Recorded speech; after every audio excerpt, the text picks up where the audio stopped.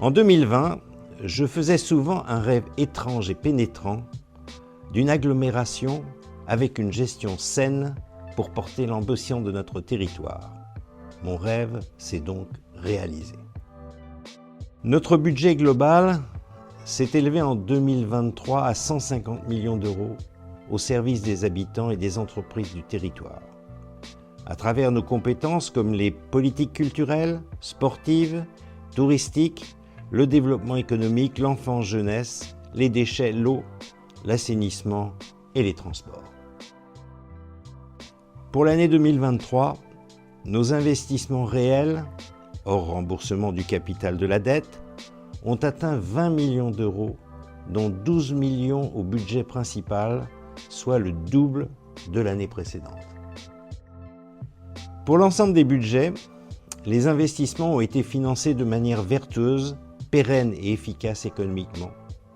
Au budget principal, 9 des 12 millions d'euros investis le sont par l'autofinancement, grâce à notre excédent de fonctionnement et une stratégie fiscale qui nous a permis en 2023 de ne pas nous endetter alors que les taux demeurent élevés.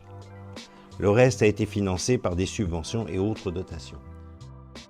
L'augmentation de la fiscalité nous aura permis de restaurer et d'améliorer nos marges de fonctionnement pour financer les investissements de 2023 et surtout ceux à venir dans les prochaines années. Auparavant, notre taux d'épargne brute, c'est-à-dire la part de nos recettes de fonctionnement nettes de nos dépenses, destinées à financer les investissements, était de 7 à 8%.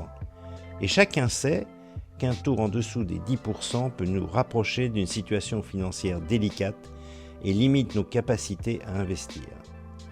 Le fait d'atteindre un taux autour de 15% nous a permis de restaurer nos marges de manœuvre et de financer ainsi sainement et efficacement nos investissements en 2023.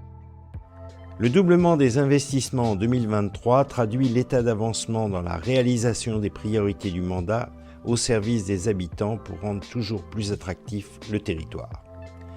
Il s'inscrit dans notre PPI, le plan pluriannuel d'investissement, qui recense nos projets d'ici la fin du mandat et les moyens de les financer.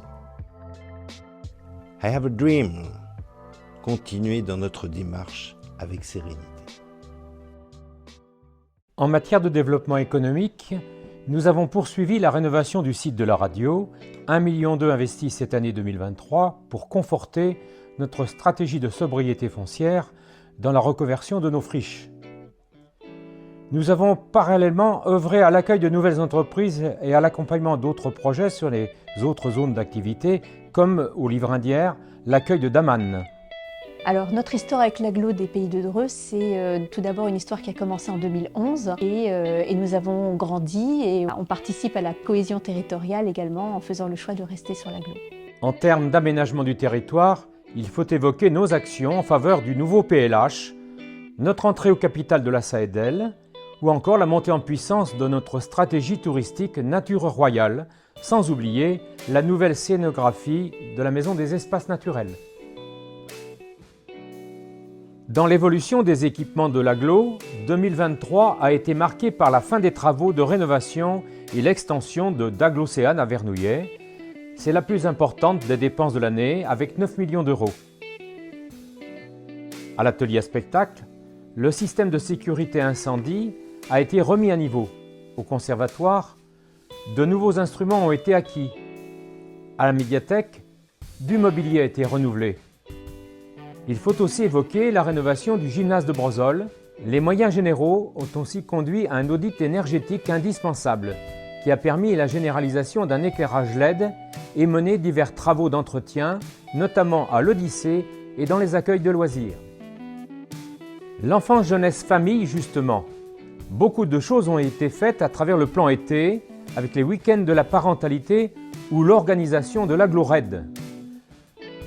Avec le soutien de la DSIM, un nouveau portail famille a été également mis en place. La DSIM qui de son côté fait face à de nombreux enjeux en matière de transformation digitale et de mise à niveau du système d'information et surtout de cybersécurité.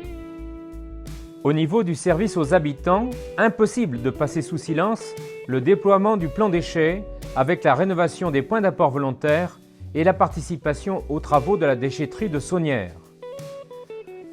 En matière d'assainissement, on retiendra entre autres la mise en séparatif du réseau de Tremblay. Dans les transports, la conclusion d'un avenant à la DSP pour optimiser le service rendu aux usagers tout en maintenant l'équilibre financier du contrat de délégation.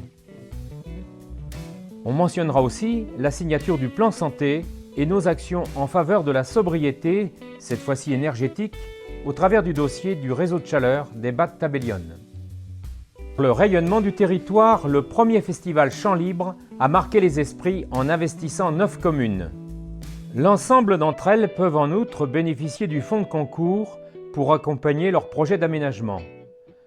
25 d'entre eux ont été validés pour 450 000 € cette année, ce qui porte à 67 le nombre de subventions accordées depuis le début du mandat, soit 1,2 million d'euros. Les années 2023 et 2024 marquent une transition, celle d'une augmentation significative de nos investissements, du déploiement de nombreux projets dans l'ensemble de nos champs de compétences. Une montée en puissance qui mobilise tous nos services. Ce compte administratif 2023, étape obligée, est une des pierres qui jalonnent le chemin de notre ambition pour cette deuxième partie du mandat.